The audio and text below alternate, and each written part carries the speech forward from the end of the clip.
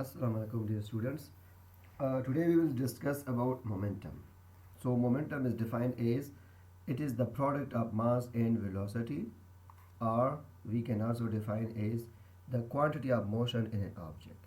इस definition से ये पता चलता है कि momentum mass और velocity के product के बराबर है. Mathematically हम momentum को p से represent करते हैं तो इसका फार्मूला बन गया mathematical expression p is equal to mv. अब अगर हम इसके यूनिट को देखें तो मास का यूनिट हो गया किलोग्राम और वेलोसिटी का यूनिट हो गया metre per second. So we can write the SI unit of momentum p is kg metre per second. Now momentum is a vector quantity और we know that a vector quantity has magnitude as well as direction. So अगर हम देखें तो फिर momentum का direction कौन सा होगा? The direction of momentum depends on the direction of the velocity. अब देखें मोमेंटम में p is equal to m v है. m तो स्केलर क्वांटिटी है तो बस v वेलोसिटी है और ये वेक्टर है तो जो वेलोसिटी का डायरेक्शन होगा वही मोमेंटम का डायरेक्शन होगा. फॉर एग्जांपल ये एक ऑब्जेक्ट है, इसका मास m है और ये एक वेलोसिटी v1 से टुवर्ड्स द राइट जा रहा है. So the momentum is p is equal to mv to the right. Now let's say if it collide with some wall and then it reflect back, it bounce back, so its velocity is now v2. Look at the direction of the velocity v2, it is in the opposite direction. So we can write this momentum as p equal to minus mv2. We should write here mv2. So the final momentum is minus mv2. Here the negative sign shows that the momentum has changed the direction. तो जब भी एक collision होता है किसी चीज़ के साथ, एक बॉल कोई ऑब्जेक्ट टकराता है और वो फिर बाउंस करता है तो उसकी वेलोसिटी चेंज हो गई तो बस उसकी मोमेंटम भी चेंज हो जाएगी. मोमेंटम डिपेंड करता है दो चीज़ों पे, मास पे और वेलोसिटी पे. किसी ऑब्जेक्ट का मास ज़्यादा होगा तो उसका मोमेंटम ज़्यादा होगा, किसी चीज़ की स्पीड ज़्यादा होगी तो उसकी मोमेंटम ज़्यादा होगी. And that's quite simple. अब momentum and Newton second law यानी मोमेंटम का और न्यूटन सेकंड लॉ के दरमियान रिलेशनशिप क्या है? देखिए हम जानते हैं कि मोमेंटम तो p is equal to mv के बराबर है और force F is equal to ma के बराबर है. अब इन दोनों के बीच में रिलेशनशिप क्या है? So let's find out that relation. हमें पता है कि न्यूटन सेकंड लॉ के मुताबिक the net force acting on the object produces acceleration in the object times mass. So we can write F is equal to ma. But we also know that acceleration is actually equal to the change in velocity divided by time. और change in velocity का मतलब ये है कि final velocity minus initial velocity divided by time. V stand for final velocity, U stand for initial velocity. अब अगर हम इस acceleration की वैल्यू इधर फोर्स में पुट कर दें तो फिर हमें मिल जाएगा F is equal to m. अपनी जगह पर एक ही जगह पर वैल्यू पुट करते हैं V minus you divided by T. तो अब देखें ये m मल्टीप्लाई है v और u दोनों के साथ, तो हम एक नेक्स्ट स्टेप इसमें कर लेते हैं. तो ये आ जाएगा mv minus mu divided by time. If I can write this time is delta time या time, so there is no problem. So दोनों आप लिख सकते हैं. अब हमें पता है is we know that momentum is equal to mv. p is equal to mv. अब अगर ये mu है तो इसका मतलब है कि ये इनिशियल मोमेंटम है और अगर हम फाइनल मोमेंटम को देखें तो फिर मास मल्टीप्लाई फाइनल वेलोसिटी हो जाएगी mv. तो इस वजह से हम इस इक्वेशन में थोड़े से चेंजेस मज़ीद करते हैं. So we can write F is equal to final momentum minus initial momentum divided by time. या इसके अलावा फाइनल माइनस इनिशियल को हम लिख सकते हैं चेंज इन मोमेंटम. तो ये आ जाएगा change in momentum delta p divided by t.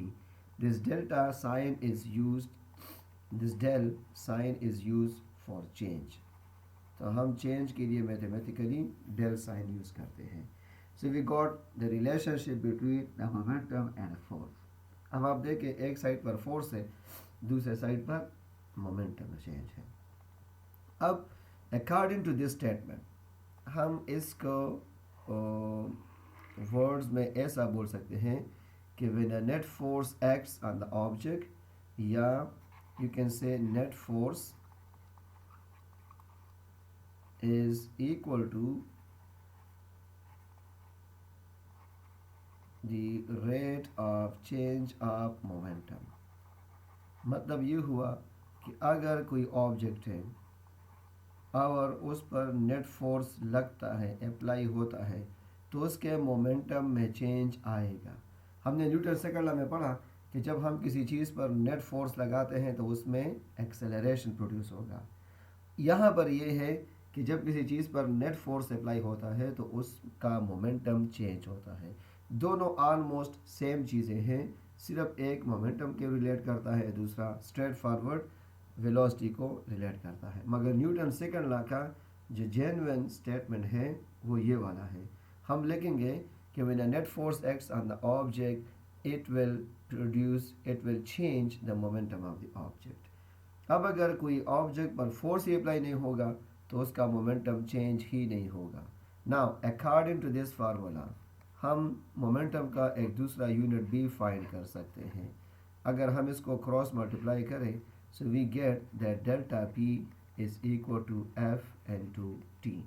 अब अगर देखें हम यहाँ पर यूनिट्स को, तो फोर्स का यूनिट बनता है न्यूटन और टाइम का बनता है सेकेंड, तो मोमेंटम का यूनिट बन गया न्यूटन सेकेंड।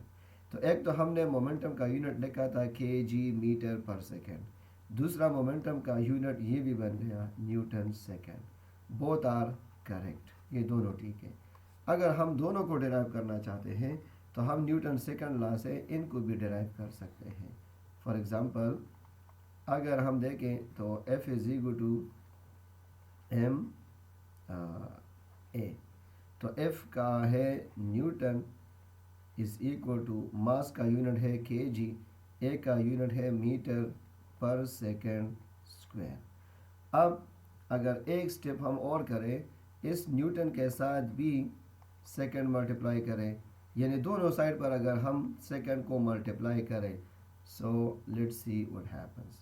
मैं इसको इधर भी मल्टीप्लाई करता हूँ और एक इस इधर मल्टीप्लाई करें, तो ये बन जाएगा न्यूटन सेकेंड, यहाँ पर न्यूटन सेकेंड, और ये इस सेकेंड स्क्वायर के साथ कट जाएगा, यहाँ बन जाएगा kg मीटर पर सेकेंड। यहाँ भी इस बार इससे ये पता चला कि न्यूटन सेकेंड और किलोग्राम मीटर पर सेकेंड एक ही चीज़ है। अब अगर हम न्यूटन सेकंड लॉ और मोमेंटम का एक रिलेशन एक और भी इजी तरीके से फाइंड करना चाहें तो वो भी ठीक है। अब देखें F is equal to M A, F is equal to M, और ए का मतलब है change in velocity divided by time. तो ये हमने डायरेक्ट उसमें फार्मूला। अब हम डेल को थोड़ा सा इस ब्रैकेट के बाहर लाते हैं, तो ये हो जाएगा del M V divided by T. अब एम वी तो पी के बराबर है, तो simple we can write F is equal to delta P divided by T. So again this is the same mathematical relationship. So this is called Newton's second law in terms of momentum. Inshallah, in the next video we will discuss about the momentum collisions and the laws of collision.